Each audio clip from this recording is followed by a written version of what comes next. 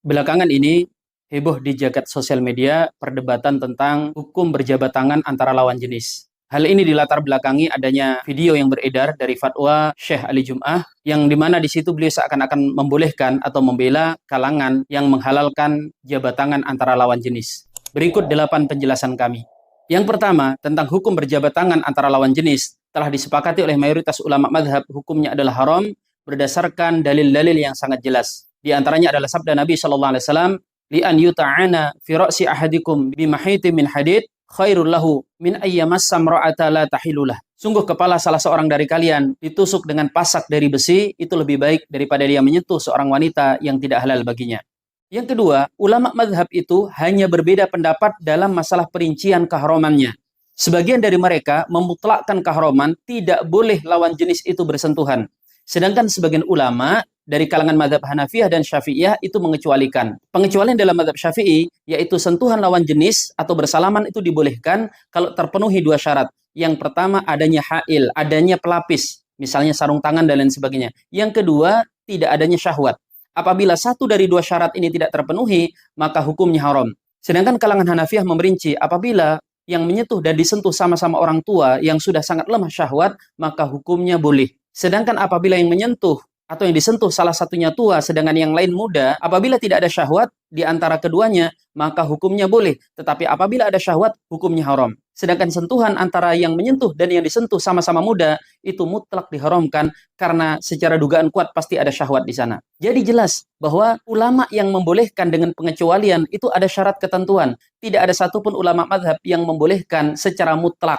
Yang ketiga, sedangkan ulama-ulama kontemporer misalnya yang membolehkan itu tetap dengan syarat ketentuan. Sebut saja misalnya Syekh Yusuf Al-Qardawi itu membolehkan adanya salaman dengan lawan jenis dengan dua syarat. Yang pertama adalah aman dari fitnah, yang kedua adalah tidak adanya syahwat. Tidak ada ulama kontemporer yang bisa dipegang ilmunya yang membolehkan secara mutlak. Yang keempat, jelas bahwa pendapat yang membolehkan itu bukanlah membolehkan secara mutlak, tetapi sebagai bentuk kedororotan atau pengecualian dari hukum-hukum yang sifatnya memang secara asli bersalaman itu hukumnya diharamkan menurut kesepakatan mayoritas ulama madhab.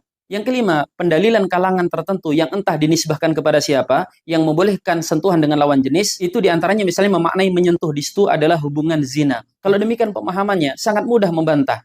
Kalau yang diharamkan adalah bila sudah terjadi zina, lalu bagaimana dengan mencium? Lalu bagaimana dengan memeluk? Maka makna menyentuh di situ adalah makna zahirnya sebagaimana yang dijelaskan oleh para ulama dalam syarah hadis yaitu menyentuh sentuhan kulit, bukan makna kinayah atau makna kias untuk menyebut kata zina. Yang keenam, fatwa dari Syekh Ali Jum'ah itu mungkin sangat relevan bisa digunakan untuk negeri-negeri Arab termasuk Mesir. Kenapa? Karena di sana sentuhan lawan jenis itu sangat kecil kemungkinan terjadi. Karena masyarakat di sana itu memang sangat tidak terbiasa bersalaman antara lawan jenis. Sehingga ketika diturunkan fatwa, ini sebagai bentuk rukhsah. Ketika misalnya seseorang dihadapkan kepada pilihan, dia harus melakukan itu. Maka ketika ada fatwa yang membolehkan, bisa dipahami itu sebagai bentuk keringanan. Karena masyarakat umumnya memandang bahwa masalah ini adalah masalah yang qat'i, yang tidak ada keringanan sama sekali, padahal ada ulama madhab yang membolehkan adanya salaman lawan jenis dengan syarat ketentuan, seperti yang sudah dijelaskan. Apalagi di Mesir, madhab resmi yang dianut di sana adalah madhab Hanafi. Yang ketujuh, ini berbeda dengan masyarakat kita di Indonesia, yang memang budaya salaman lawan jenis ini marak di mana-mana, terutama saat berhari raya. Kalau di negeri Arab, orang yang bersalaman lawan jenis itu akan dianggap aneh, karena di sana mereka tidak melakukannya. Terbalik dengan kita yang di sini, justru terkadang orang yang tidak mau bersalaman dengan lawan jenis dianggap aneh, aliran garis keras dalam Islam. Padahal ini adalah pendapat mayoritas ulama. Maka ketika dibawakan fatwa dari satu negeri yang ada di Arab ke negeri kita di Indonesia bisa jadi sangat tidak bersesuaian. Karena secara kaidahnya sebuah fatwa itu bisa berbeda antara negeri satu dengan negeri yang lainnya. Apalagi kalau fatwa itu menghukumi sesuatu yang berkaitan dengan kebiasaan suatu masyarakat.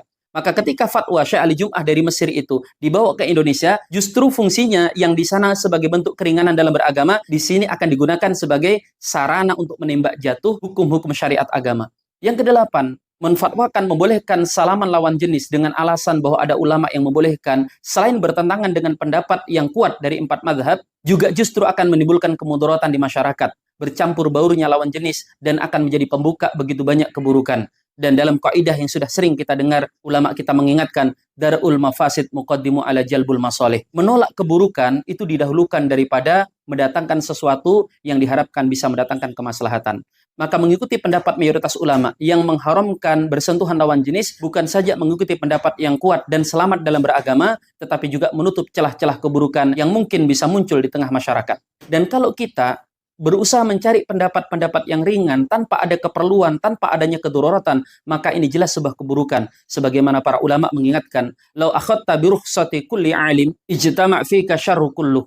Jika engkau selalu mencari pendapat yang ringan-ringan dari para ulama, maka akan berkumpul pada dirimu semua keburukan.